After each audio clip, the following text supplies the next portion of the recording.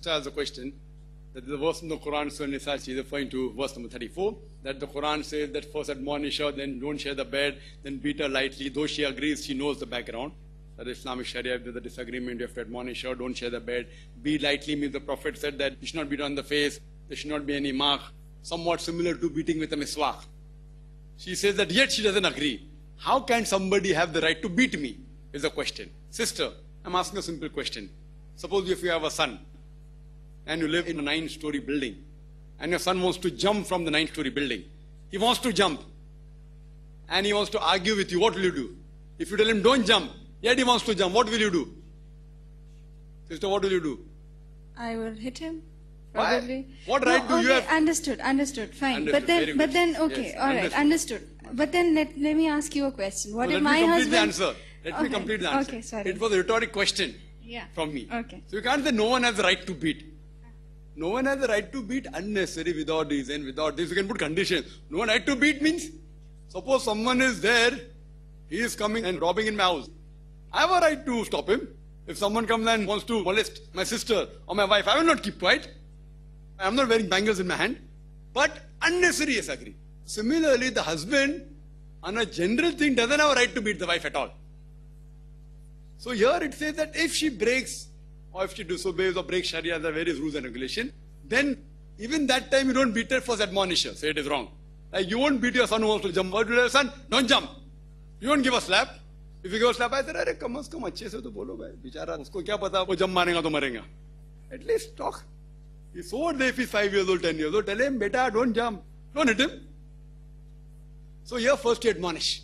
Then don't share the bed. That means you're serious now. So you tell your son, don't jump, huh? I'll hit you. Warning. Warning order it is, I won't give you food. And then as last resort, you may even have to hit him. Or may have to tie his hand. Why? Because you love your son. Not that you hate your son. So similarly here, Allah has given permission as a last resort. Beat lightly, the Arabic word is zaraba. Beat lightly means ultimatum. This beating is not for hurting the wife physically. If it was hurting the wife physically, I said, barabar se khoob marna. Hit properly so that there are 10-20 marks and blood comes out.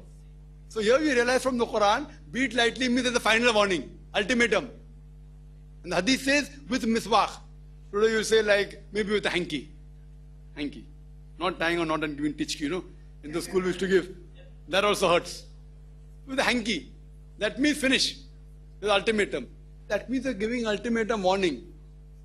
And then the Quran says if there's dispute, then have a consultation and then break, you know, the various things what the Quran says. So here we analyze, sister, the reason they have given is because in the society, in the family, as far as the family affairs is concerned, the leader is the man. So here it is giving an ultimatum warning. That doesn't mean that husband is always right. Please don't misunderstand. He is the leader because he is a qawwam. Just before that, Allah says in Surah Nisa chapter 4, 34, Ar-rijalu qawwamun al-nisa. That the man is the qawwam of the woman. Many people say, man is superior. Qawwam doesn't mean superior. Qawwam comes from the word iqama, means to stand up for. How we have iqama before salah? To stand up for salah. So here the Quran says the man has one additional responsibility. That means he has to stand up for the woman, look after the woman. Doesn't mean boss over the woman. And the reason is given because Allah has given one more strength than the other. You have to agree, physical strength, the man has got more than the woman. In general terms. That's the reason as an ultimatum of giving a warning. But that doesn't mean the husband is always right. Husband can be wrong. So that will come to know maybe through a meeting of other people or in the akhirah at least. So that doesn't mean Allah has said the husband is always right. Husband can use that as a last ultimatum, whether right or wrong. He cannot physically torture her. If he doesn't like her, he can't torture her, he should leave her, give talaq. In most of the other religions, there's no system of talaq. There's no system of divorce. Islam is one of the few religions which has shown the way. Maybe both husband and wife are good. You part, you can't keep on torturing her. In other religions, the husband comes home, he drinks alcohol, eats her every day. Kuch bhi bolo, wo mera Parameshwar hai. He's my God. In Islam, it's not like that. The husband may be right, the wife may be right, anyone may be right. So here this is the ultimatum warning before they part away. So that's the reason Allah has permitted to beat the wife lightly. That doesn't mean husband is superior. It doesn't mean husband is always right. He may be right, he may be wrong. So these will be discussed on a different level altogether. You can go to court of law, you can go to a qazi, you can pull the husband in the court of law, you can. So this is a permission given. That means this is ultimatum warning. Either you part or whatever it is, as a last resort, sister. Hope that answers the question, sister. If you have any counter argument, the most welcome, sister. What provisions do I have if my husband, I feel he is wrong? Now, what does the Quran say about that? How do I admonish him and etc., etc.? What do I do then? There was a question asked to me earlier. Sisters asked, what right does she have? How can she admonish? There was a question who asked that, can I beat my husband? I said, if Allah would have given that, then the husband would have bashed you up. Why? Because the man has more physical strength. So normally there may be some cases where the female may be stronger than the husband. Like we have female wrestlers and sportswomen.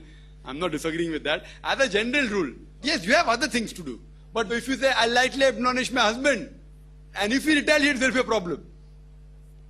So lene ke dene pad jayenge. Instead of solving the problem, there will be a bigger problem. Sister, you have every right. You can object to your husband. When you object, you should see to it that he is doing something un-Islamic. If there's difference of opinion, he says that put blue cover or paint the house blue, you say white. Difference of opinion. You can either paint blue or paint white. Solve it out. At that time, if he is the Amir, he is the leader, you have to believe. Not the leader is always right. But if he says something which is haram, he said, don't wear hijab. You say, no, I'm going to wear hijab. He said, no, I'm your husband. So husband can't go against the Sharia, can't go against Allah, can't go against Allah's Rasul. It's very clear cut. But if he's going against any law of the Sharia or law of Allah and the Rasul and you object, you should object. Why? Allah says in Surah Nisa chapter 4 verse 135 that Ya alladhina amanu, oh you believe, stand out for justice and witness to the truth of Allah subhanahu wa ta'ala, even if it be against yourself. Against your parents, against your relatives. Husband is not mentioned there. Husband comes in relatives. Even if it be against yourself. Against your parents, against your relative, whether they're rich or poor, Allah protects all. For Allah says you can go against even your parents, against your husband. But otherwise, difference of opinion, he is the Amir. But you have something which is right. And difference of opinion comes, you can object. And if he does and he breaks the Sharia, and he's really troubling you, torturing you, what right you have? You can go to a Qazi, sister. The first option is that you can request, if it's mentioned in the Nikah Nama. I'm talking about the ultimatum, last resort. Their best is speak to him, get a family. Like first have a meeting between husband and wife, the Quran says. Then get elders from both the families. Let's say I'm trying to explain to him this is wrong and whatever it is. As a last resort, if it's mentioned on Nikah Nama in your marital contract, that you too can give a divorce, known as Isma or Talaq-e-Tawfiq, then you can also give divorce. If it's not mentioned, you can request for a divorce. That see, we aren't on good terms, I request you, leave me. It's called as Khula. He's saying, no, I don't want to leave you. Last resort, go to a Qazi and do Nikah first. Go to a judge, Islamic judge, say this is a problem, is un-Islamic, etc., etc. I want to part, and the Qazi, if he agrees with all the proofs that I've given, he can do Nikah first, that means dissolution of the marriage. Nullification of the marriage. So you have all these things, sister. Hope that answers the question.